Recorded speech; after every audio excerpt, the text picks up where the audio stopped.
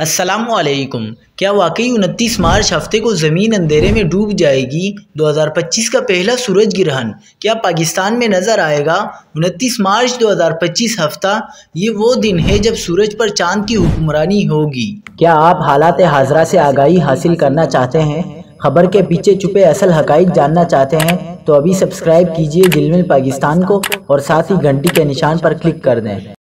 आपको बताते चलें कि 2025 का पहला सूरज ग्रहण उस दिन ज़मीन के कई हिस्सों में देखा जाएगा।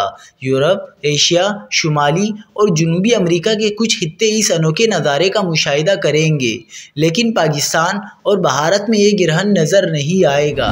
ये जुज़वी सूरज ग्रहण होगा, यानी चांद सूरज को मुकम्मल तौर पर नहीं बल्कि कुछ हिस्से को ढांपेगा। माजी में कई सकाफ़तों में सूरज ग्रहण को नहुसत की अलामत समझा गया।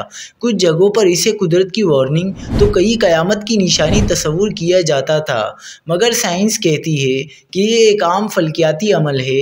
लेकिन क्या आप जानते हैं कि 2025 में एक और सूरज ग्रहण भी होगा?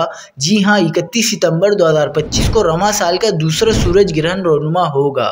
तो क्या ये ग्रहण ज़्यादा ख़तरनाक होगा? इसके लिए कुछ वक्त इंतज़ार करना होगा।